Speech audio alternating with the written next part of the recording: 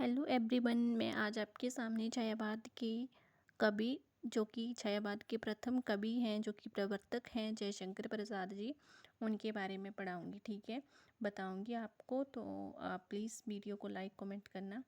और तो इस प्रकार से है, जयशंकर प्रसाद का जन्म जो है वो 1889 ईस्वी में वाराणसी उत्तर प्रदेश में हुआ था, यूपी में। ठीक है, और इनको प्रेम और सौंदर्य का कवि कहा जाता है। ठीक है, ये इनका उपनाम है। और इनको छायावाद का ब्रह्मा भी कहा जाता है। ठीक है, तो छायावाद के 4 स्तंभ है ना, तो उनमें से ये भी एक है, ये फर्स्ट है। इनको ब्रह्मा कहा जाता है छायावाद का।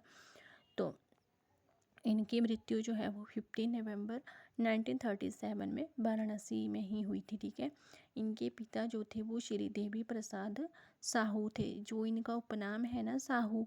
ठीक है, ये एग्ज़ाम में पूछा जाता है, तो प्लीज़ इसको याद रखना। और माता का नाम जो था वो मुन्नी देवी था, और इनका बाल्य नाम जो था वो झारखंडी था। इनका उपनाम जो था वो कलाधर था।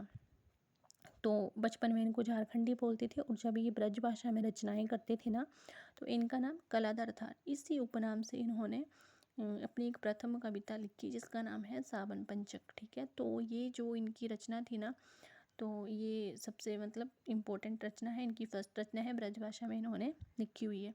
इनके काव्य गुरु जो थे वो आचार्य रसमय सिद्ध थे, और संपूर्ण साहित्य गुरु जो थे वो मोहिनी लाल गुप्त थे। इनकी जो प्रकाशित पत्रिका है ना, वो इंदु है। ठीक है, जो 1909 में प्रकाशित हुई थी, हिंदी की जो है वो प्रथम पत्रिका मानी जाती है। नो, प्रथम तो नहीं मानी जाती, बट प्रथम कोई और है, बट ये भी इम्पोर्टेंट है। तो जयशंकर प्रसाद जो है वो छायावादी युग के 4 प्रमुख स्तंभों में से एक है। ठीक है, इन्होंने हिंदी काव्य में छायावाद की स्थापना की थी। और जो इनको छायावाद का प्रवर्तक मानते हैं ना, वो इलाचंद्र जोशी हैं, जो कि सर्वमान्य है। वैसे तो औरों ने और मतलब किसी और को माना हुआ है, बट जो इन्होंने माना हुआ है ना, इलाचंद्र जोशी ने, ये इम्पोर्टेंट है, ये सर्वमान्य है।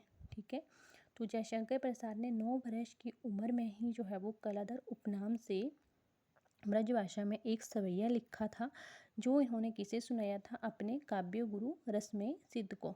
ठीक है, जयशंकर द्वारा प्रकाशित पत्रिका 1909 में इंदु पत्रिका थी। प्रथम काव्य संग्रह कानन कुसुम था इनका, जो खड़ी बोली में है।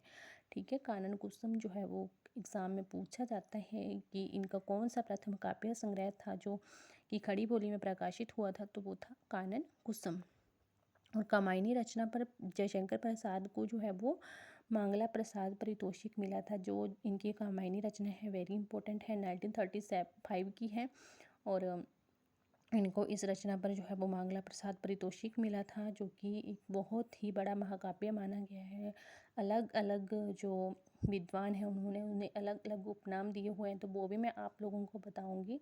तो इस वीडियो में तो इतना ही हो पाएगा, नेक्स्ट वीडियो में मैं आपको बताऊंगी। अगर आपको ये वीडियो अच्छी लगे तो प्लीज़ लाइक कमेंट और मेरे चैनल को सब्सक्राइब करना। Thank you.